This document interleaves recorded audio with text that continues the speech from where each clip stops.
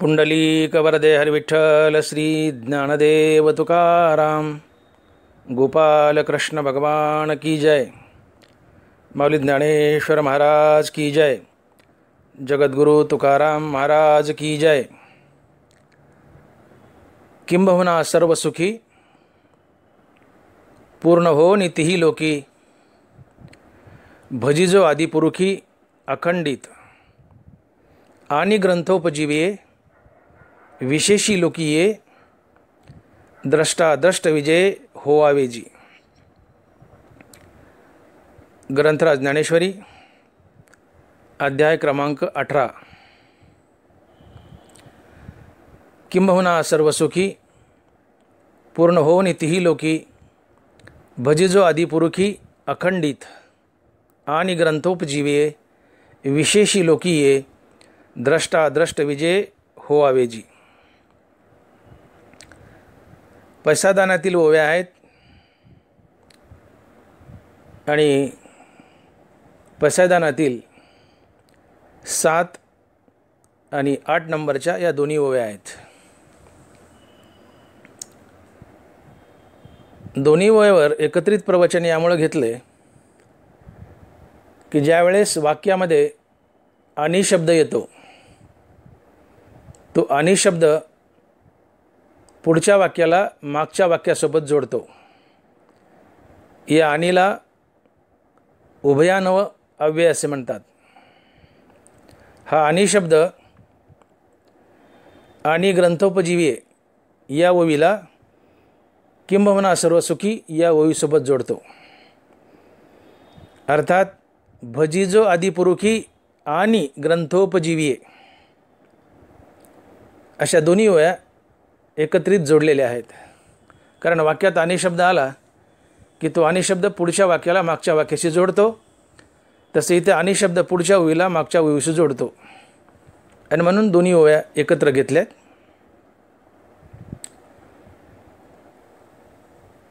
ज्ञानोबा पसायदानातील या 2 ओव्यामध्ये तुम्हा आम्हाला समाजाला बांधतायत। पहिल्या सुरुवातीच्या 6 ओव्यामध्ये पसायदान मागताना ज्ञानोबारायांनी आपल्या श्रीगुरूला बांधले की श्रीगुरूंनी समाजासाठी काय करावं, श्रीगुरूचं कर्तव्य काय आहे। परंतु या 7व्या आणि 8व्या ओवीमध्ये ज्ञानोबारायांनी समाजाला बांधले, तुम्हा आम्हाला बांधले की आमचं कर्तव्य काय, सगळं श्रीगुरूंनीच करावं आणि आम्ही नुसते आयत्या पिठावर रेगा माराव्यात असं कसं चालेल। तर आम्हालाही आमची काही कर्तव्य बजावावी लागतील आणि ज्ञानोबा आमच्याकडे बोट करतायत आणि आमची कर्तव्य दाखवतायत की तुम्ही हे करा, मग मी माझ्या श्रीगुरूकडे ज्या पसायदानात 10 मागण्या मागितल्यात त्या तुमच्या पदरात पडतील। तुम्ही काय करा म्हणतायत आम्हाला, भजिजो आदिपुरुखी अखंडित आणि ग्रंथोपजीविये या 2 गोष्टी करा। पसायदानात मागितलेली सगळी 10च्या 10 दानं तुमच्या पदरात पडतील आणि तुम्हाला द्रष्टावर विजय मिळेल। आणि म्हणून जो मनुष्य आदिपुरुष नारायणाला अर्थात भगवान श्रीकृष्णाला अखंडित भजतो आणि आपलं जीवन ज्ञानेश्वरीच्या तत्वासारखं जगतो, त्याला द्रष्टावर विजय मिळवता येतो आणि त्याच्या जीवनात सर्व सुख येतं आणि त्याचं जीवन परिपूर्ण होतं। असा ओवीचा सरळ भावार्थ आहे। सर्व सुख म्हणजे मोक्षसुख। या 2 ओव्यामध्ये प्रामुख्यानं 2 गोष्टीचा विचार येतो। पहिला विचार भजिजो आदिपुरुखी अखंडित आणि दुसरा विचार आणि ग्रंथोपजीविये। तर या दोन्ही गोष्टीवर आपण प्रकाश टाकूयात। भजिजो आदिपुरुखी अखंडित आदिपुरुष म्हणजे सरळ सरळ भगवान विष्णू अर्थात नारायण, भगवान श्रीकृष्ण, पांडुरंग परमात्मा. आदिपुरुष म्हणजे भगवान श्रीकृष्ण. तो जो भगवान श्रीकृष्णाला अखंडित भजतो आणि ज्ञानेश्वरीच्या तत्वावर जगतो, ज्ञानेश्वरी सांगितलेली तत्व आपल्या जीवनात जोपासतो, त्याला द्रष्टावर विजय मिळवता येतो. त्याला त्याच्या जीवनात सर्व सुखाची प्राप्ती होते आणि त्याचं जीवन परिपूर्ण होतं. सर्व सुख म्हणजे आत्मसुख, मोक्षसुख. आता भजिजो आदिपुरुखी अखंडित, भगवान कृष्णाला अखंडित भजा असा संदेश ज्ञानोबा या वेळी देत आहेत की भगवान श्रीकृष्णाला अखंडित भजा.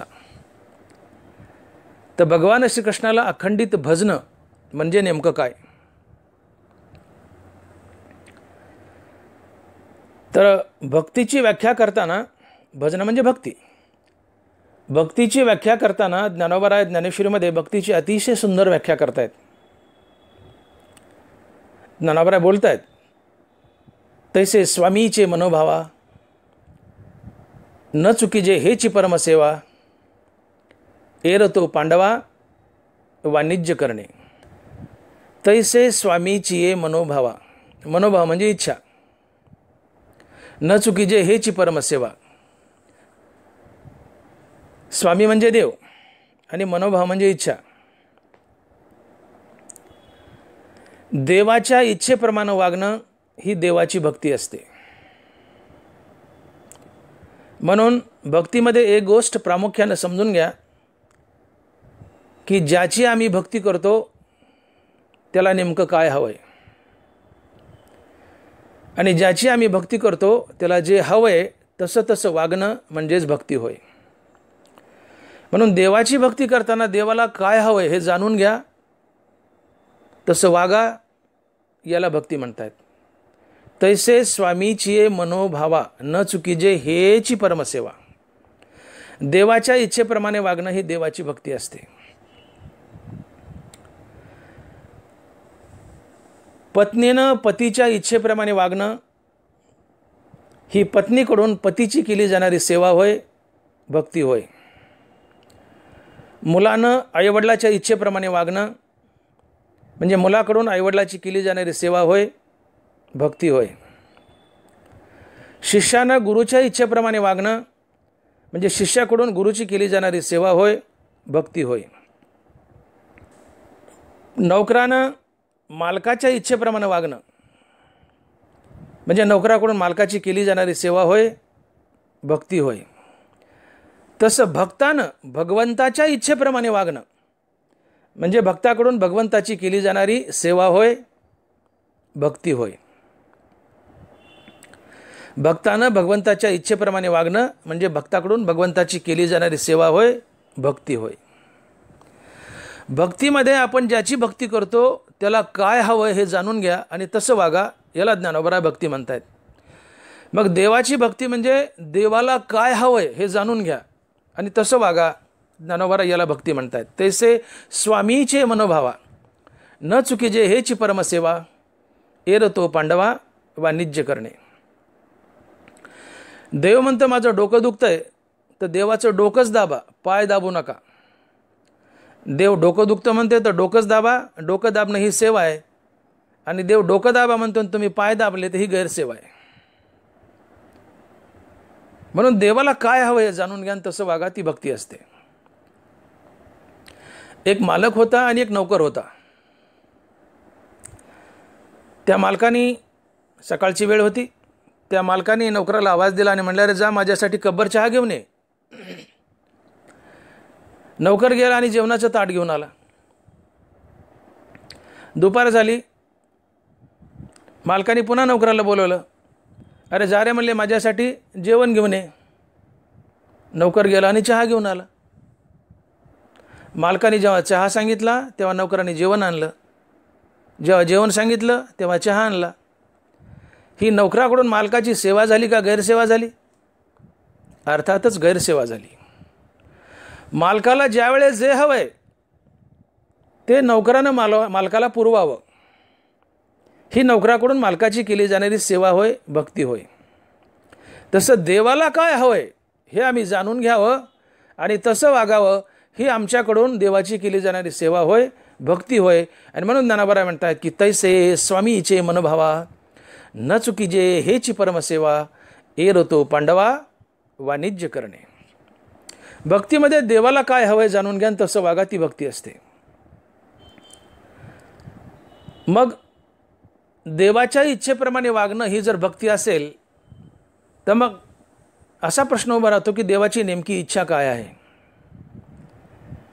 तर देव गीतेमध्ये, ज्ञानेश्वरीमध्ये प्रामुख्यानं आपल्या 3 इच्छा प्रकट करतायत आणि ज्ञानोबा लिहित आहेत की चेतसा सर्व कर्माणी मयी संन्यस्य मत्परा बुद्धियोगमुपाश्रित मच्चित्त सततम भव. तुवा उचित कर्मे आगवी आचरोणी मज अर्पावी परी चित्तवृत्तीने असावी आत्मरूपी. स्वकर्माचे चोखाळी मज पूजा करुणी भली तने प्रसादे आकळी ज्ञाननिष्ठेते. जे जे भेटे भूत ते ते मानिजे भगवंत हा भक्तियोग निश्चित जाण माझा. या श्लोकातून आणि या काही ओव्यातून भगवंत गीतेमध्ये आणि ज्ञानेश्वरीमध्ये आपल्या इच्छा प्रकट करतायत. देवाच्या एकूण 3 इच्छा आहेत, त्या खालीलप्रमाणे आहेत. नंबर 1, आपलं प्रत्येक कर्म देवाची पूजा म्हणून करा. अर्थात सकाळी उठल्यापासून रात्री झोपेपर्यंत हरिनाम घेत घेत आपलं प्रत्येक कर्म कर्माभिमान आणि फलेच्छा टाकून कर्तव्य आणि प्रभुपूजा समजून ईश्वराप्रित्यर्थ व ईश्वरार्पण बुद्धीने करा, ही देवाची पहिली इच्छा आहे. सोप्या भाषेत बोलायचं झालं तर देवाची पहिली इच्छा म्हणजे सकाळी उठल्यापासून रात्री झोपेपर्यंत आपलं प्रत्येक कर्म देवाची पूजा म्हणून करा, ही देवाची पहिली इच्छा. देवाची दुसरी इच्छा, हे सर्व कर्म करताना आणि इतर वेळेस देखील आपलं चित्त सातत्यानं हरिनामात बांधून ठेवा. आणि देवाची तिसरी इच्छा, जगातील प्रत्येक प्राणी मात्र हा देवच आहे असं समजून त्याच्यासोबत देवतुल्य व्यवहार करा. या एकूण 3 इच्छा भगवंतानं गीतेमध्ये ज्ञानेश्वरीमध्ये व्यक्त केल्यात. आणि भगवंताच्या या 3 इच्छेप्रमाणे वागणं म्हणजे भगवंताची खरी भक्ती होय, भगवंताची परिपूर्ण भक्ती होय. आणि म्हणून भक्ती समजून घ्या, या वर नमूद केलेल्या 3 गोष्टी, या 3 गोष्टीचा आम्ही अंगीकार करणं म्हणजेच भगवंताची परिपूर्ण भक्ती होय. इथे भगवान आम्हाला असा इशारा करतायत की तुम्ही कर्मानं ईश्वराला भजा. कर्मानं ईश्वराला भजणे ही भगवंताची खरी भक्ती असते. आणि म्हणून ज्ञानोबा बोलले तैसे देह वाचा मानसे विहित निपजे जे जैसे ते एक ईश्वर उद्देशे की जे मनितले. हेची ईश्वरी कर्मयोगे भजन कथनाचे खागे आदरिले शेष भागे चतुर्थाचे नी. ते विश्वरूप अकरावा अध्याय संपे जव आगवा तव कर्मे इशू भजावा हे जे बोलिलो. तव कर्मे इशू भजावा हे जे बोलिलो, हे वाक्य लक्षात ठेवा. तव कर्मे इशू भजावा हे जे बोलिलो. हे अष्टाध्यायी उघड जाण तसे देवता कांड शास्त्र सांग तसे आड मोडोनी बोलो.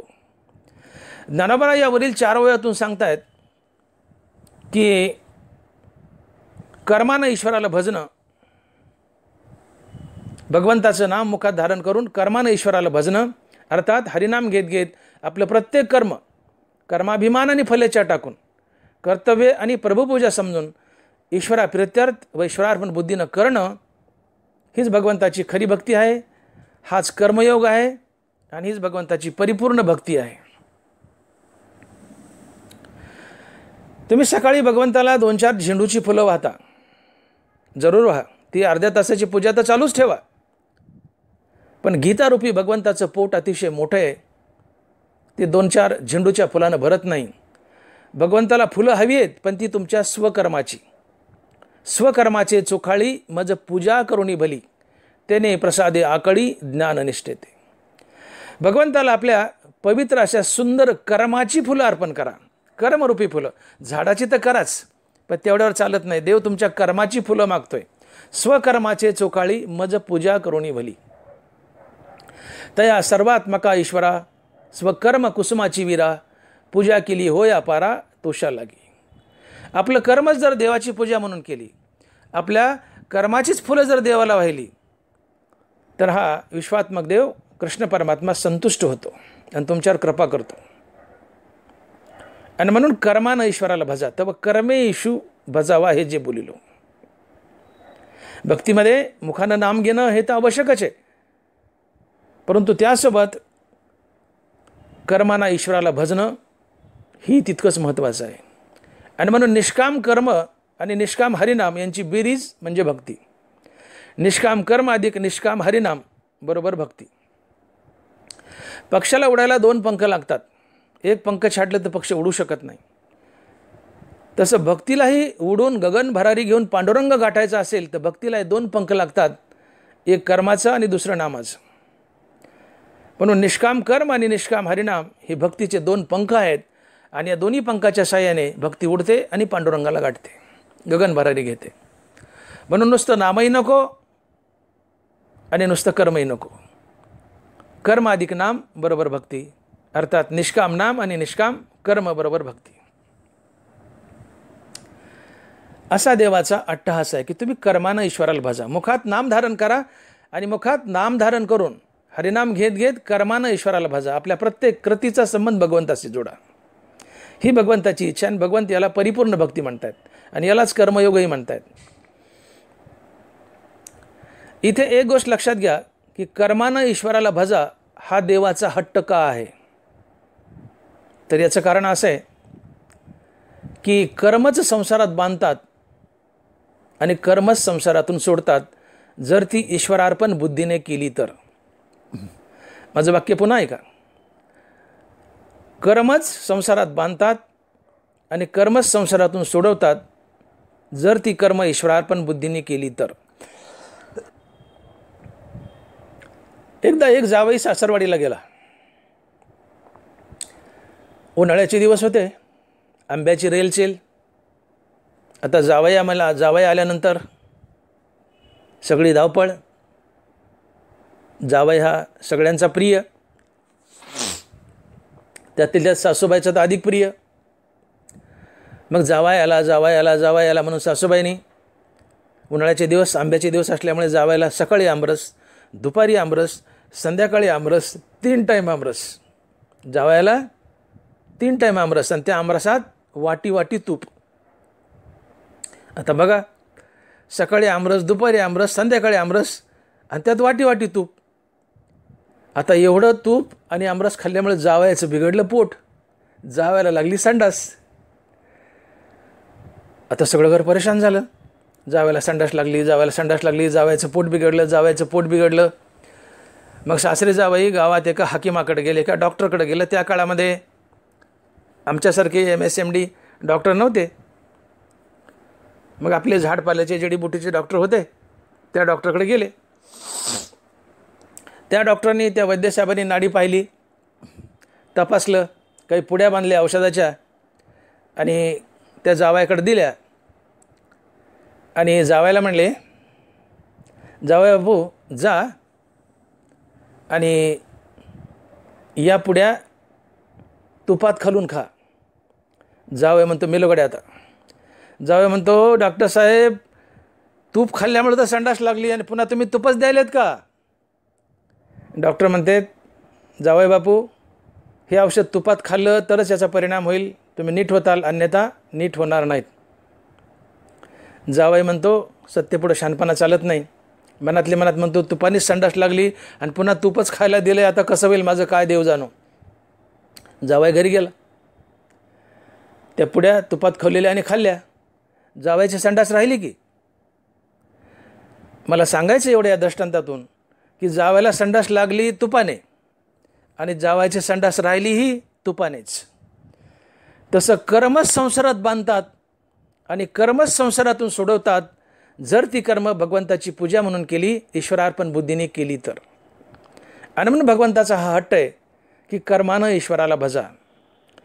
कारण तुम्ही मुखात नामधारण केले पण कर्म जर देवाची पूजा म्हणून केली नाही, ईश्वरार्पण बुद्धीने केली नाही आणि कर्तृत्वाचा अहंकार आणि फळाचा मद जर आपल्याकडे घेतला तर ती कर्म तुम्हाला संसारात बांधतात.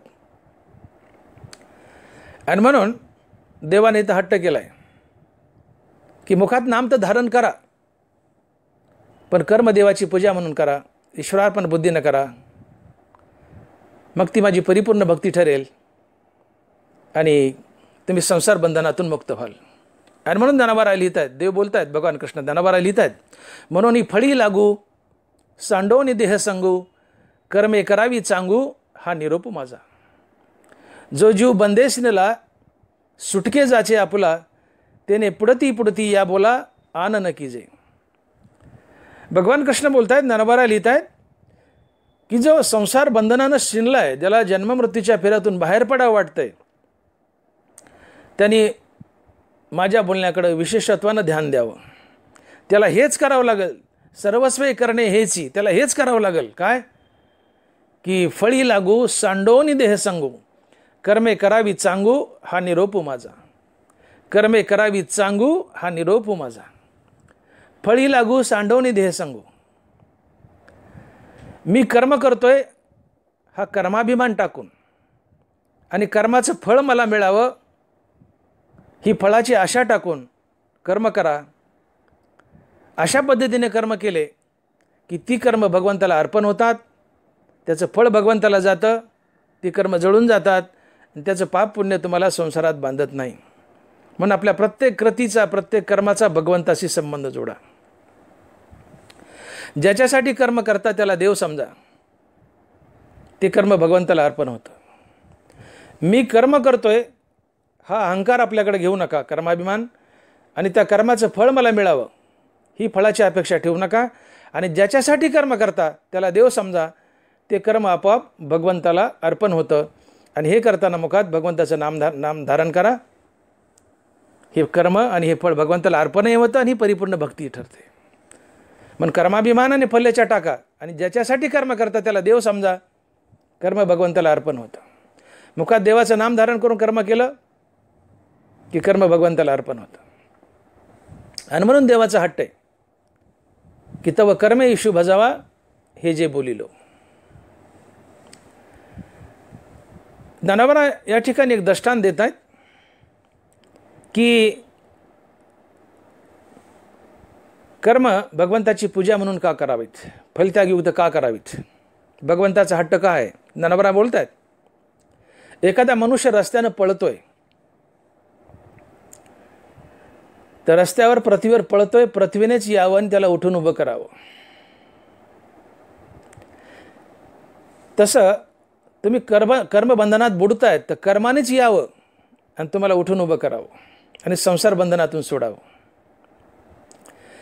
एखादा मनुष्य नदीत बुडतोय, नदीनंच यावं आणि तुम्हाला नदी बाहेर काढावं. तसं तुम्ही कर्मबंधनात बुडतायत तर कर्मानेच यावं आणि तुम्हाला कर्मबंधनातून बाहेर काढावं. एखादा मनुष्य मरतोय, मृत्यूनेच यावं आणि त्याला आयुष्य वाढवून द्यावं. तसं कर्मानंच यावं आणि तुम्हाला कर्मबंधनातून बाहेर काढावं. आणि म्हणून ज्ञानोबा बोलतायत की तैसे कर्मे कर्मबद्धता मुमुक्षू सोडविले पंडुसुता जैसा रस रीती मरता राखीला विषय. तैसे कर्मे कर्मबद्धता मुमुक्षू सोडविले पंडुसुता जैसा रस रीती मरता राखीला विषय. मनुष्य मरायला लागलाय, मरणानेच यावं आणि तुम्हाला आयुष्य वाढवून द्यावं. मनुष्य पडलाय, पृथ्वीनेच यावं आणि तुम्हाला उठून उभं करावं. मनुष्य बुडतोय, नदीनेच यावं आणि तुम्हाला नदीतून बाहेर काढावं. तसं तुम्ही कर्मबंधनात बुडतायत, कर्मानेच यावं आणि तुम्हाला कर्मबंधनातून बाहेर काढावं जर तुम्ही ती कर्म ईश्वरार्पण बुद्धीने केली तर. तैसे कर्मे कर्मबद्धता मुमुक्षू सोडविले पंडुसुता जैसा रस रीती मरता राखीला विषय. पडतया पृथ्वीच कळवळली, बुडतया नदीच धावीन नली, मरतया आयुष्यवर दिली मृत्यूने जैसी. आणि म्हणून ज्ञानोबारायचा हट्ट आहे, देवाचा हट्ट आहे की कर्म देवाची पूजा म्हणून करा, कर्मानं ईश्वराला भजा. कारण गंमत अशी की आपल्या आयुष्यामध्ये नगभर जरी पाप पुण्य मागं राहिलं तर ते भोगण्यासाठी पुन्हा जन्म धरावा लागतो, पुन्हा पुन्हा जन्ममृत्यूच्या फेऱ्यात अडकावं लागतं. अगा कर्मे जे उरावे ते तीही सुखदुःखी फळावे आणि तया ते भोगावया यावे देहा एका. काय म्हणतात ज्ञानोबा? अगा कर्मे जे उरावे ते तीही सुखदुःखी फळावे आणि तया ते भोगावया यावे देहा एका. नगभर जरी कर्म आणि आता अर्थात कर्म म्हणजे पाप पुण्य, नगभर जरी पाप पुण्य कर्माच्या रूपानं मागं शिल्लक राहिलं तर ते भोगण्यासाठी तुम्हाला पुन्हा पुन्हा जन्म धरावे लागतात आणि जन्म मरण्याच्या फेऱ्यात अडकावं लागतं. आणि म्हणून परमार्थ करताना एक गोष्ट लक्षात ठेवा की आपल्या जीवनात पाप पुण्य शिल्लक राहू नये याची काळजी घ्या. परमार्थाची खरीखुरी व्याख्या जर काय असेल तर जीवन पाप पुण्य रहित होण्यासाठी आयुष्यभर केलेली हरिनामाची साधना म्हणजेच परमार्थ. पुन्हा एकदा ऐका, आपलं जीवन पाप पुण्य रहित होण्यासाठी आयुष्यभर केलेली हरिनामाची साधना म्हणजेच परमार्थ होय. कारण जीवनात अतिशय पाप असेल तर मनुष्य नरकाला जातो, अतिशय पुण्य असेल तर मनुष्य स्वर्गाला जातो, पाप पुण्य समान असेल तर मनुष्य पुन्हा मनुष्य होतो, आणि पाप पुण्य शिल्लक नसेल तर मनुष्य मुक्त होतो, संत होतो, देव होतो. आणि म्हणून नाथ महाराज भागवतामध्ये बोलतायत, सुकृत दुष्कृत समान समी तेची पाविजे मनुष्यभूमी, जे पडे विषमी ते स्वर्गग्रामी का नरकी. पाप जास्त आहे नरकाला जाल, पुण्य जास्त आहे स्वर्गाला जाल, पाप पुण्य समान आहे पुन्हा मनुष्य व्हाल, पाप पुण्य शिल्लक नाही मुक्त व्हाल, संत व्हाल, देव व्हाल. म्हणून जीवन पाप पुण्यरहित होण्यासाठी आयुष्यभर केलेली साधना, आयुष्यभर घेतलेलं रामनाम म्हणजेच परमार्थ. जीवन पाप पुण्यरहित करण्याचा प्रयत्न करा, तुम्ही मुक्त व्हाल, संत व्हाल, देव व्हाल. आणि म्हणून नगभर जरी पाप पुण्य शिल्लक राहिले तर पुन्हा पुन्हा जन्म धरावे लागतात. हे पाप पुण्य जीवनात शिल्लक राहू देऊ नका. पाप तर करायचंच नाही, पण हातून जे पुण्य घडेल ते भगवंताला अर्पण करायचं आणि मोकळं व्हायचं. ते पुण्य तुम्हाला संसारात बांधत नाही. आणि म्हणून तुकोबाराय बोलले की तुका म्हणे आम्ही झालो अग्निरूप, निधी लागो पाप पुण्य अंगा. तुकोबाराय म्हणतात, मी माझ्या जीवनात माझ्या अंगाला पाप तर लागूच दिलं नाही, पण पुण्यही लागू दिलं नाही. का? पाप नरकाला नेतं, पुण्य स्वर्गाला नेतं, नाश हा दोन्हीला असतो. भोगून झालं की पुन्हा मृत्यू लोकात यावं लागतं आणि किडामुंगी बनावं लागतं. तया पुण्याची पावटी सरे, सवेची इंद्रपणाची उटी उतरे, आणि येऊ लागती माघारे मृत्यू लोका. यावं लागतं. स्वर्गात ज्या पुण्याच्या बळावर गेले ती पुण्याची शिदोरी संपली की पुन्हा मृत्यू लोकात यावं लागतं आणि किडामुंगी व्हावं लागतं, 184 योनीमध्ये फिरावं लागतं. म्हणून जीवन पाप पुण्य रहित बनवण्याचा प्रयत्न करा. जीवन जगत असताना धन दौलत संपत्ती याकडे काय फोकस द्यायचं तर द्या, तुमची मर्जी आहे. पण जीवन जगत असताना या गोष्टीकडे प्रामुख्यानं फोकस करा की जीवन पाप पुण्यरहित व्हावं, जीवनाचं सार्थक होईल, मुक्त व्हाल, संत व्हाल, देव व्हाल. जीवन पाप पुण्यरहित व्हावं ही जीवनाची सार्थकता असते, हे सफल जीवन असते. मग जीवन पाप पुण्यरहित कसं करावं? मुखात हरिनाम धारण केले. एकूण 4 प्रकारची कर्म आहेत: नित्यकर्म, नैमित्तिक कर्म, निषिद्ध कर्म आणि काम्य कर्म. यापैकी निषिद्ध कर्म म्हणजे जी वाईट कर्म आहेत, जी दुष्कर्म आहेत, ज्याच्यामुळं पाप निर्माण होतं, ही निषिद्ध कर्म जी पापाला जन्म देतात ती करायचीच नाही. अर्थात वाईट कर्म हाताने कधीही घडू द्यायचं नाही, वाईट कर्म करायचंच नाही, म्हणजे पाप आपल्याकडे येत नाही. काम्य कर्म ज्यातून पुण्य निर्माण होतं, की जसं यज्ञ करणे, जमिनी दान देणे, विहिरीस खोदणे, बगीचेस लावणे, मोठे मोठे दान सकाम भावनेने केलेले, मोठा यज्ञ करणे की ज्यातून पुण्याची उत्पत्ती होते आणि ते पुण्य तुम्हाला बांधताना स्वर्गाला घेऊन जातं, असं काम्य कर्म करायचं नाही. त्यामुळे पुण्य आपल्याकडे येत नाही. निषिद्ध कर्म केलं नाही, पाप आपल्याकडे येत नाही. काम्य कर्म केलं नाही, पुण्य आपल्याकडे येत नाही. आता उरली नित्यनैमित्तिक कर्म की ज्याला पुण्य असते. एवढेवरी ढिसाळ नित्यनैमित्तिक असे फळ, ते तेजी जैसे मूळ नक्षत्रिका. ज्ञानोबा बोलत आहेत की नित्यनिमित्त कर्माला फळ असते, नित्यनैमित्तिक कर्माला फळ असते, त्याचं फळ आहे पुण्य. मग न ओलांडिता रेखा चित्त दिजे नित्यनैमित्तिका, पाठी फळा की जे आशेखा वाताची वाणी. काय बोलतात ज्ञानोबा? नित्यनैमित्तिक कर्म आवर्जून करा, निषिद्ध आणि काम्यकर्म टाका. निषिद्ध आणि काम्यकर्म टाका, नित्यनैमित्तिक कर्म आवर्जून करा, पण त्याचा फलत्याग करा. शिर लोटेल्या जैसे ए रांग. माणसाचं मुंडकं कापलं की धडाचा त्याग आपाप होतो. तसं कर्म भगवंताची पूजा म्हणून केलं की त्या कर्माच्या फळाचा त्यागही आपाप होतो. आणि म्हणून कर्म भगवंताची पूजा म्हणून करा, त्या कर्माचं पुण्यरूपी फळ भगवंताला जाईल. ही गोष्ट समजून घ्या. निषिद्ध कर्म करू नका, पाप आपल्याकडे येत नाही. काम्य कर्म करू नका, पुण्य आपल्याकडे येत नाही. नित्यनैमित्तिक कर्म आवर्जून करा, पण त्यातून पुण्याची निर्मिती होते. जर हे पुण्य पदरी बांधून ठेवलं, सकाम भावनेने कर्म केली, तर हे तुम्हाला जन्ममरणाच्या फेऱ्यात बांधतं. म्हणून नित्यनैमित्तिक कर्मे भगवंताची पूजा म्हणून करा. ते नित्यनैमित्तिक कर्माचं फळ भगवंताला जाईल आणि तुमच्या जीवनात पापही नसेल आणि पुण्यही नसेल. जीवन पाप पुण्यरहित होईल आणि तुम्ही मुक्त व्हाल. तुम्हाला श्रीगुरू शोधत येईल, आत्मज्ञान शोधत येईल, वैराग्य शोधत येईल. या पुढच्या प्रक्रिया घडत राहतील आपोआप. फक्त जीवन पाप पुण्यरहित करा. आणि म्हणून भगवंताचा इथं हट्ट आहे की कर्मानं ईश्वराला भजा, कर्म देवाची पूजा म्हणून करा. सकाळी उठल्यापासून रात्री झोपेपर्यंत आपले प्रत्येक कर्म देवाची पूजा म्हणून करा. सकाळी उठल्यापासून रात्री झोपेपर्यंत हरिनाम घेत घेत आपलं प्रत्येक कर्म कर्माभिमानाने फलेच्या टाकून, कर्तव्य आणि प्रभुपूजा समजून ईश्वराप्रित्यर्थ ईश्वरार्पण बुद्धीने करा. ते कर्म आणि त्या कर्माचं फळ भगवंताला आपोआप अर्पण होतं आणि तुम्ही त्या फळभोगात बांधल्या जात नाहीत आणि जन्ममृत्यूच्या फेऱ्यातून आपोआप बाहेर पडता. आणि म्हणून कर्म अधिक नाम बरोबर भक्ती. आणि म्हणून भगवंताचा हट्ट आहे की तुम्ही कर्मानं ईश्वराला भजा.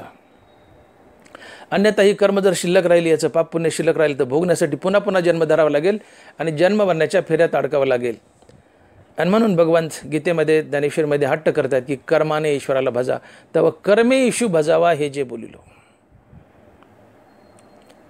आणि या सर्व गोष्टींना म्हणतात भजिजो आदिपुरुखी अखंडित. ही भगवान श्रीकृष्णाची परिपूर्ण भक्ती आहे. आम्ही भगवान श्रीकृष्णाची अर्थात आदिपुरुषाची भक्ती करताना सध्या एकच चाकोरी पकडली आहे, नाम नाम नाम. नाम तर भक्तीच आहे, पण नामाला कर्माची संगती द्या किंवा कर्माला नामाची संगती द्या, ही परिपूर्ण भक्ती आहे. एकटं नाम ही अधुरी भक्ती, अपूर्ण भक्ती आहे. परिपूर्ण भक्ती आहे कर्म अधिक नाम, निष्काम कर्म अधिक निष्काम कर्म अधिक निष्काम नाम बरोबर परिपूर्ण भक्ती. आणि म्हणून तुम्ही असा एकतरी संत दाखवा की ज्यांनी वैराग्य प्राप्तीच्या आधी आणि आत्मस्वरूपाची ओळख पटण्याआधी फक्त हरिनाम घेतलंय आणि आपलं स्वकर्म टाकलंय आणि देवाची प्राप्ती केली. असा एकही संत सापडायचा नाही. प्रत्येक संतांनी आपलं कर्म, आपला स्वधर्म देवाची पूजा म्हणून पाळला आणि त्याला हरिनामाची संगती दिली. गोरोबा काका माती तोडवली, गाडगे घडले, स्वकर्म केलं, मुखात हरिनाम धारण केलं, कर्म आणि नाम यांची संगती घातली आणि संत बनले. चोखा महाराज भिंती रचल्या, स्वकर्म केलं, हरिनामाची संगती दिली, संत बनले. सेना महाराज डोई केली, हरिनामाची संगती दिली, संत बनले. तुकोबर आहे दुकानदारी केली, शेती केली, हरिनामाची संगती दिली, संत बनले. रोदास महाराज चपल्या शिवल्या, बुटं शिवले, हरिनामाची संगती दिली, संत बनले. सावता महाराज मळा केला, शेती केली, भाजीपाला केला, त्याला हरिनामाची संगती दिली, संत बनले. असा एकही संत नाही की ज्याने कर्म टाकलंय, नुसतं हरिनाम धारण केलंय आणि त्याच्या बळावर संत बनलाय. प्रत्येक संतांनी कर्म आणि हरिनाम यांची संगती घातली. ज्या कर्माच्या शिडीने मोक्षाचं शिखर गाठलं, ती कर्माची शिडी मोक्षप्राप्तीनंतरही या संतांना घट्ट पकडून ठेवली आणि मोक्षप्राप्तीनंतरही कर्म आणि हरिनाम या दोघांची संगती घातली. कर्म आणि हरिनाम यांची संगती घालून मोक्ष मिळवला आणि मोक्षप्राप्तीनंतरही हे कर्मही टाकलं नाही आणि हरिनामही टाकलं नाही. अखंड नाम आणि अखंड कर्म करत राहिले.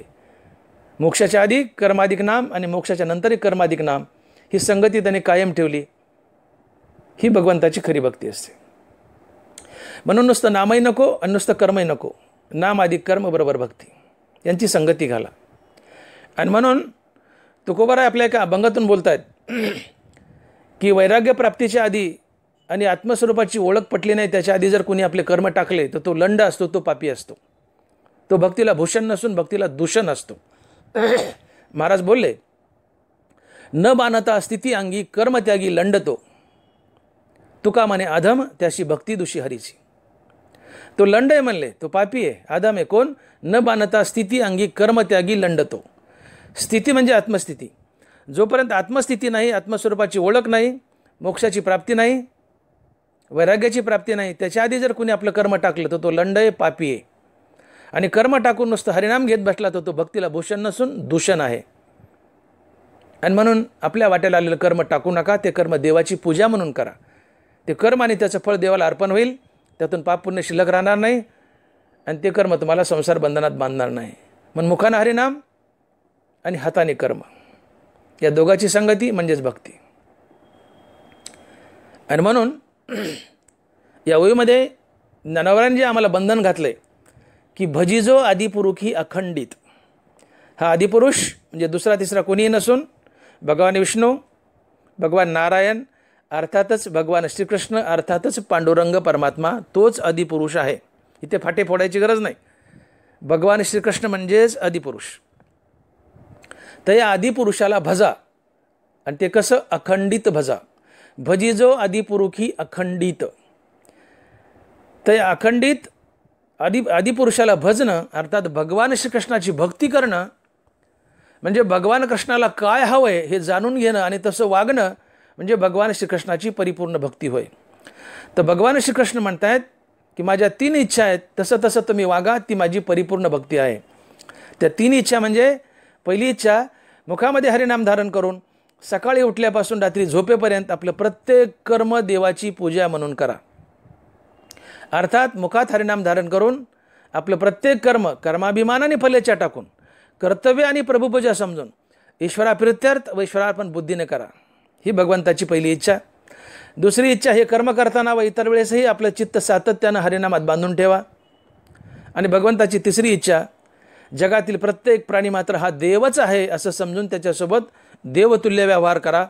या भगवंताने गीता ज्ञानेश्वरीमध्ये 3 इच्छा प्रकट केल्या आहेत. आणि या 3 इच्छेप्रमाणे वागणं म्हणजे भगवंताची परिपूर्ण भक्ती होय. हाच कर्मयोग होय, हाच कर्मयोग होय, हीच भगवंताची परिपूर्ण भक्ती होय. आणि म्हणून याला म्हणतात भजिजो आदिपुरुषी अखंडित. आता हे एक अंग झालं. इथं 2 चिंतनाचे विषय आपण उभे केले ते की भजिजो आदिपुरुषी अखंडित आणि ग्रंथोपजीवी. आता मी बोलून गेलो की 2 वाक्यामध्ये आणि शब्द आला की हा आणि उभयानवी अव्यय आहे. हा आणि 2 वाक्यांना जोडतो. हा आणि पुढच्या ग्रंथोपजीवी आहे या ओळीला मागची ओळी जोडतो. ग्रंथोपजीवी आहे या ओळीला मागची किंबहुना सर्वसुखी ही ओळी जोडतो. आणि मग बघा ओळी कसे, किंबहुना सर्वसुखी पूर्ण होऊन इतिही लोकी भजिजो आदिपुरुषी अखंडित आणि ग्रंथोपजीवी विशेषी लोकी ये द्रष्टा अद्रष्ट विजये होवावेजी. भजिजो आदिपुरुषी अखंडित आणि ग्रंथोपजीवी. नुसतं आदिपुरुषालाच भजू नका, तर आणि ग्रंथोपजीवी ज्ञानेश्वरीच्या तत्वासारखं वागा, तत्वासारखं जगा. भगवान कृष्णाची भक्ती तर करा, मी बोललो त्याप्रमाणे, पण त्यासोबत ज्ञानेश्वरीत सांगितलेल्या तत्वासारखं वागा, तत्वासारखं जगा. आणि ग्रंथोपजीवी भजिजो आदिपुरुषी अखंडित आणि ग्रंथोपजीवी. आता ग्रंथोपजीवी म्हणजे नेमकं काय? ग्रंथ बाजारात नेऊन विकणे, पैसा कमवून त्याच्यावर पोट भरणे म्हणजे ग्रंथोपजीवी म्हणता येईल का? किंवा ज्ञानेश्वरी या ग्रंथातील काही ओव्या पाठ करायच्या, तुकोबारायचे काय अभंग पाठ करायचे, कीर्तन प्रवचन करायचे, पैसा कमायचा आणि त्याच्यावर पोट भरायचं, याला ग्रंथोपजीवी म्हणता येईल का? आजकाल हेच चाललंय. ज्ञानेश्वरीच्या 10 ओव्या पाठ करायच्या, तुकोबारायचे 10 अभंग पाठ करायचे, कीर्तन प्रवचन करायचे, त्याच्यावर भरमसाठ पैसा कमायचा, पोट भरायचं, त्याच्यावर जगायचं. झालं म्हणले ग्रंथोपजीवी. ग्रंथोपजीवी असं असतं का? ग्रंथावर पोट भरणं म्हणजे ग्रंथोपजीवी आहे का? नाही आहे. हा आज आपल्या चिंतनाचा विषय नाही, आपल्या तिकडे जायचं नको. पण सांगायचं एवढंच मला की ज्ञानेश्वरी पाठ करून, गीता पाठ करून, गाथा पाठ करून, अभंग प्रवचन, कीर्तन प्रवचन करायची आणि त्यावर पोट भरायचं, आपली उपजीविका करायची, याला ग्रंथोपजीवे म्हणत नाहीत. कीर्तन प्रवचन करून पैसा मिळवणे आणि पोट भरणे याला ग्रंथोपजीवे म्हणत नाहीत. तर ज्ञानेश्वरी या ग्रंथात जे काय तत्त्व सांगितली ज्ञानोबरायांनी, त्या तत्वासारखं वागणं म्हणजे ग्रंथोपजीवी. तर ज्ञानेश्वरीमध्ये ज्ञानोबरायांनी काय तत्त्व सांगितली आहेत की ती आम्ही आमच्या जीवनात अनुकरली की आम्ही ग्रंथोपजीवी बनू. भगवान श्रीकृष्णाने अर्जुनाला गीतेचे 17 अध्याय सांगितले.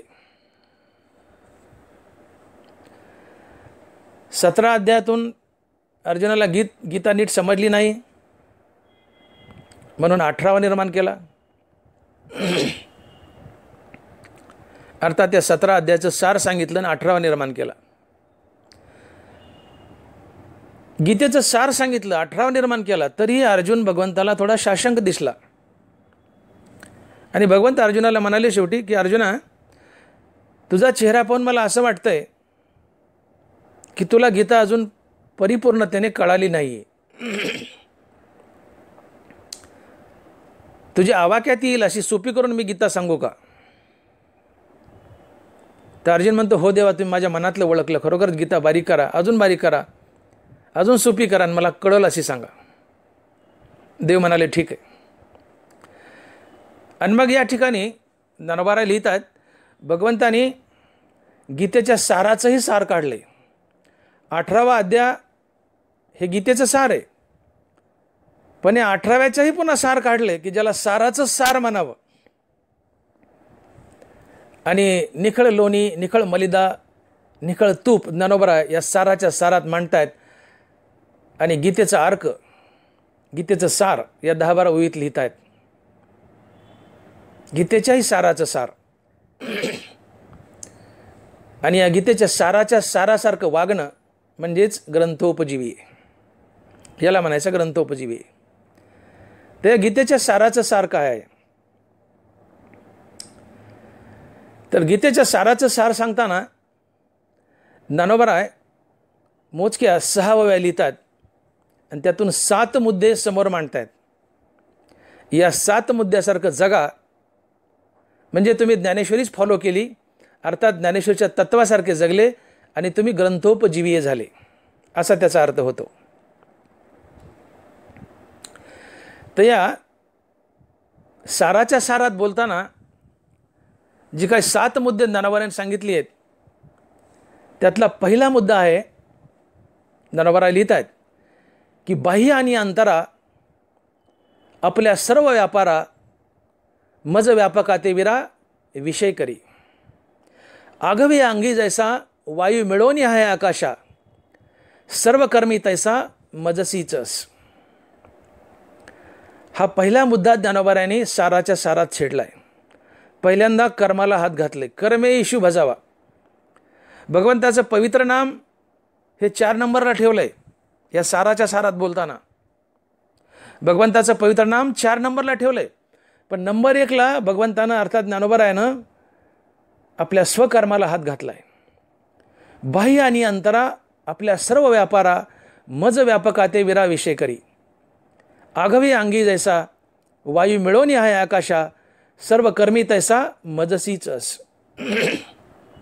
अर्जुना,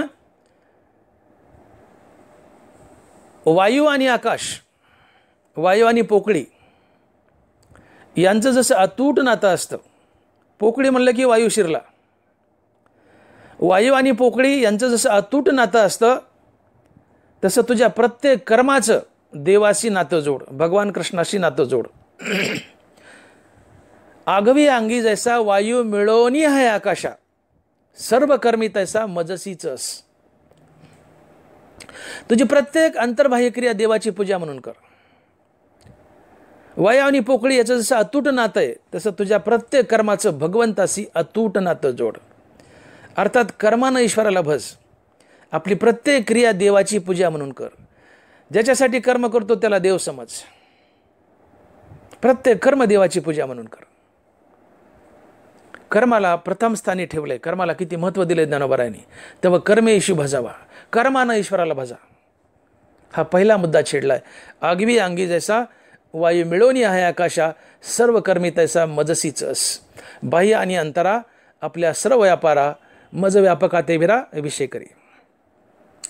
पहिलं भक्तीचं अंग किंवा पहिलं ज्ञानेश्वरचं तत्व सांगितलंय की कर्मानं ईश्वराला भजा, कर्मदेवाची पूजा म्हणून करा. दुसरा मुद्दा छेडलाय. दुसरं तत्व सांगितलंय. एकूण 7 मुद्दे आहेत. त्यातला दुसरा मुद्दा असा आहे, किंबहुना आपले मन करी माझे एकायतन, माझे निश्रवणे कान भरून घाली. नीट ऐका होय. किंबहुना आपले मन करी माझे एकायतन, माझे निश्रवणे कान भरून घाली. अर्जुना, तुझं मन माझ्या ठिकाणी गहाण ठेव. किंबहुना आपले मन करी माझे एकायतन, तुझं मन माझ्या ठिकाणी गहाण ठेव, वतनदार ठेव. तुझ्या मनाला इकडे तिकडे पांगू देऊ नको. तुझ्या मनात सातत्याने जर काय ध्यास असेल तर भगवंताचा आणि भगवत नामाचा. तुझं मन माझ्या ठिकाणी वतनदार कर, त्याला घाण ठेव माझ्या ठिकाणी. त्याच्यात इतर विचार येऊच देऊ नको देवाशिवाय. तात्पर्य, तू तुझं मन देवाला अर्पण कर. हा दुसरा मुद्दा छेडलाय. पहिला मुद्दा कर्मानं ईश्वराला भज, कर्म देवाची पूजा म्हणून कर. दुसरा मुद्दा, अर्जुना तू तुझं मन देवाला अर्पण कर. तिसरा मुद्दा आहे, अर्जुना तू तुझे कान मला दे, माझेनी श्रवणे कान भरून निघाली. कान मला दे याचा अर्थ तू सातत्यानं हरिकथा ऐक, कीर्तन ऐक, प्रवचन ऐक, भगवंताचे गुणगान ऐक. तुझे कान मला दे. किती हरिकथा ऐकली तुझं पोट भरून आहे. किती नद्यानं पाणी वाहून आणलं, समुद्राचं पोट भरत नाही. तसं किती हरिकथा ऐकली तर माणसाचं पोट भरून आहे. पुन्हा पुन्हा पुन्हा पुन्हा पुन्हा पुन्हा ऐकतच राहावीशी वाटावी. म्हणून अर्जुना सातत्याने तू हरिकथा ऐक, प्रवचन ऐक, कीर्तन ऐक, माझे गुणगान ऐक. तुझे कान मला दे. चौथा मुद्दा सांगितलाय, आत्मज्ञाने चोखडी, संत जे माझी रूपडी, ते तर दृष्टी पडो आवडी कामिनी जैसी. आत्मज्ञाने चोखडी, संत जे माझी रूपडी. अर्जुना, आत्मज्ञानानं चोख असलेले संत, त्यांना तू शरण जा, त्यांची सेवा कर. कोणते संत? ज्ञानोबराय, तुकोबराय यांच्यासारखे संत. आम्ही कीर्तनकार, प्रवचनकार संत नाही आहेत. आम्ही संत वाङ्मयाचे प्रचारक आहोत, म्हणून चुकू नका. आम्ही सध्याचे महाराज लोक संत वाङ्मयाचे प्रचारक आहोत, संत नाही. शेकडो वर्षात एखादा संत जन्माला येतो. आता आपल्याला वेळ नाही संताची व्याख्या सांगायला, पण संत म्हटलं की ज्ञानोबराय, तुकोबराय यांच्यासारखे महापुरुष म्हणजे संत. आम्ही कीर्तनकार, प्रवचनकार म्हणजे संत वाङ्मयाचे प्रचारक. आम्ही संत नाहीत, संत वाङ्मयाचे प्रचारक आहोत. अर्जुना, ज्ञानोबराय, तुकोबराय यांच्यासारख्या महासंताला शरण जा. त्यांच्यावर तुझी प्रेमळ नजर पडू दे. त्यांची सेवा कर, चाकरी कर, ते तुला आत्मज्ञान देतील. पाचवा मुद्दा, मी सर्व वस्तीचे वसोटे, माझी नामे जिये चोखटे, तिये जीवा यावया वाटे, वाचेची लावी. अर्थात रामकृष्ण हरी नामाचा सतत जाप कर. सहावा मुद्दा, हाताचे करणे का पायाचे चालणे, ते होई मज कारणे ऐसे करी. इकडचा तांब्या इकडे करायचा असला तर देवाच्या सेवेच्या प्रित्यर्थ करा. हाताचे करणे का पायाचे चालणे, ते होय मज कारणे ऐसे करी. सकाळी तुम्ही उठलात, माता माऊली आपल्या घराचं अंगण झाडतात. मनात ही भावना ठेवा की मी माझ्या घराचं अंगण झाडत नाही, मी पांडुरंगाचं अंगण झाडते. ते अंगण झाडणे देवाची पूजा ठरेल. हाताचे करणे का पायाचे चालणे, ते होय मज कारणे ऐसे करी. तुम्ही सकाळी आपल्या लहान मुलाला स्नान घालताय, मनात ही भावना ठेवा मी प्रत्यक्ष बाळकृष्णाला स्नान घालते. ते तुमच्या बाळाला स्नान घालणं ही भगवान कृष्णाची पूजा ठरेल. तुम्ही दारात आलेल्या भिकाऱ्याला दान करतायत, एक पसाभर वैरणाभर दाणे वाढले, मनात ही भावना ठेवा की मी भिकाऱ्याला नाही, प्रत्यक्ष पांडुरंगाला दान करत आहे. ते दानही भगवंताची पूजा ठरेल. मी डॉक्टर आहे, डॉक्टर भागवत मोठे, नेत्रतज्ञ बीड. मी एखादा पेशंट तपासते डोळ्याचा, मी मनात ही भावना ठेवावी की मी प्रत्यक्ष पांडुरंगाला तपासतोय. मी मनात ही भावना ठेवावी की मी प्रत्यक्ष पांडुरंगाचं ऑपरेशन करतोय. माझं ऑपरेशन करणं आणि पेशंट तपासणं ही भगवंताची पूजा ठरेल. शेतकरी बैलाला वैरणकाळी करतात, त्यांनी मनात ही भावना ठेवावी की मी प्रत्यक्ष पांडुरंगाला वैरणकाळी करतोय. मी माझ्या शेतात जातोय, त्यांनी मनात ही भावना ठेवावी की शेतात उगलेलं पीक, ज्वारी बाजरी हा पांडुरंग आहे, मी पांडुरंगाला पाणी देतोय. तुम्ही दुकानदाराकडे गेले, त्यांनी ही भावना ठेवावी की माझ्याकडे पांडुरंग गिराईक आलाय. तुम्ही एखाद्या ऑफिसमध्ये अधिकाऱ्याकडे गेले, त्यांनी मनात ही भावना ठेवावी की माझ्याकडे प्रत्यक्ष कृष्ण परमात्मा आलाय. ही गीतेची इच्छा आहे. आपल्या प्रत्येक कर्माचा संबंध भगवंताशी जोडा. आपल्या प्रत्येक कर्माचा संबंध भगवंताशी जोडा. आणि म्हणून ज्ञानोबा बोलतायत की हाताचे करणे का पायाचे चालणे, ते होई मज कारणे ऐसे करी. हाताने केलेलं, पायाने चाललेलं प्रत्येक कर्म, प्रत्येक कृती देवाची पूजा म्हणून करतोय असं समजा. हाताचे करणे का पायाचे चालणे, ते होय मज कारणे ऐसे करी. हा 6वा मुद्दा आहे. आणि शेवटचा 7वा मुद्दा ज्ञानोबा सांगतायत की आपुला अथवा परावा जे उपकारसी पांडवा, तेने यज्ञी होय बरवा याज्ञिकू माझा. तू आपल्या किंवा परक्या माणसाला जे दान करशील, जे त्यांना मदत करशील, जे त्यांना सहकार्य करशील, ती मदत, ते सहकार्य, ते दान मी प्रत्यक्ष पांडुरंगाला करत आहे असं समजून कर. कारण तू जे सहकार्य किंवा दान करशील तो एक यज्ञ आहे आणि याने तू माझा याज्ञिक होशील. आणि मग पुढे गेल्यावर ज्ञानोबा बोलतायत की अर्जुना, आता हे एक एक तुला किती वार सांगू रे. शेवटी साराच्या सारात म्हणतात, हे एक एक शिकवू काही, परी सेवके आपल्या ठाई, उरोने एर सर्वही मी सेवे करी. अर्जुन, या जगाचे 2 भाग कर, त्यातला एक भाग तू हो आणि उरलेला भाग देव समज. आणि या जगाला देव समजून शरण जा. याने काय होईल तर जगाला देव समजल्यानं तू या प्राणीमात्राचा द्वेष करणार नाहीस आणि जगात तुला देव नटलाय अशी तुझी भावना होईल. आणि या जगताला देव समजून शरण गेलं आणि देव समजून तू नमन केलंस की तुझा आपोआप अहंकार गळून पडेल. आणि अहंकार गेला की तू देव होशील. अहंकार गेला तुका म्हणे देव झाला. तसे सर्वत्र माते भजता, सर्व मी होता अहंता, निशेष जावनी तत्वता मीची होसी. या 3 वयाची संगती समजून घ्या. हे एक एक शिकवू काही, परी सेवके आपल्या ठाई, उरोने एर सर्वही मी सेवे करी. तिथं जाऊन या भूत देशू, सर्वत्र नमवय नम मीची एकू, मग आश्रव अत्यंतिकू लहासी तू माझा. ऐसेनी सर्वत्र माते भसता, सर्व मी होता अहंता, निशेष जाऊनी तत्वता मीची होसी. या 3 वयामध्ये ज्ञानोबांनी सगळा परमार्थ गुंडाळला आहे. साराचं सार सांगितलंय. देव म्हणतात, अर्जुना, या जगाचे 2 भाग कर, त्यातला एक भाग तू हो आणि उरलेला भाग देव समज. या जगाला देव समजून शरण जा. या जगाला देव समजून शरण गेला की जगात देव नटलाय या भावनेनं तू जगाचा द्वेष करणार नाही. तुझा द्वेष गळून पडेल प्राणीमात्राबद्दलचा. आणि द्वेष गळाला की तुला त्यांच्या देव दिसू लागेल. आणि देव दिसला की तू त्यांना नमन करशील देव समजून. आणि नमन केलं की तुझा अहंकार गळेल. कारण नमिता मान अभिमान गळाले म्हणून सहजे ते मीच झाले. तुम्ही प्राणीमात्राला नमन केलं, देव समजून शरण गेले की तुमचा अहंकार गळतो. आणि म्हणून अर्जुना, या जगताला देव समजून शरण जा. तुझा द्वेष गळेल, तू त्यांना देव समजून नमन करशील, मग तुझा अहंकार गळेल आणि अहंकार गेला की तू देव होशील. अहंकार गेला तुका म्हणे देव झाला. तू संत होशील, देव होशील, तुझं जीवन परिपूर्ण होईल. आणि म्हणून ज्ञानोबाच बोलतायत की जसं मीठ पाण्याला शरण गेलं की त्या मिठाचं पाणीच बनतं. मीठ हे पाण्यापासून निघाले, तसं जगत हे परमात्म्यापासून निघाले, देवापासून निघाले. म्हणून मीठ जर पाण्याला शरण गेलं तर मिठाचं पाणीच बनतं. तसं तुम्ही जर जगताला देव समजून शरण गेले तर तुमचा अहंकार गळून पडतो आणि तुम्हीच देव बनता. आणि म्हणून ज्ञानोबा बोलतात की तैसे स्वलाभ लाभलेपणे, मन मनपणाही धरून येणे, शिवतले जैसे लवणे आपुले नीच. आणि भक्तीचं परिपूर्ण अंग असते. आणि म्हणून ज्ञानोबा सांगतायत की ही जी 7 मुद्दे या ठिकाणी ज्ञानोबांनी मांडली आहेत, त्या 7 मुद्द्याप्रमाणे आपण वागणं म्हणजेच ग्रंथोपजीवीय बनणं होय. ज्ञानेश्वरीच्या ओव्या पाठ करून, अभंग पाठ करून, कीर्तन प्रवचन करून पैसे मिळवणे म्हणजे ग्रंथोपजीवे नव्हे. तर ग्रंथोपजीवे म्हणजे ज्ञानोबांनी 7 मुद्दे जी छेडली आहेत ती आपल्या जीवनात अनुकरणं, या 7 मुद्द्यासारखं, या 7 तत्वासारखं वागणं म्हणजेच ग्रंथोपजीवी. पहिला मुद्दा, कर्माने ईश्वराला भजा. दुसरा मुद्दा, अर्जुना तू तुझं मन मला दे.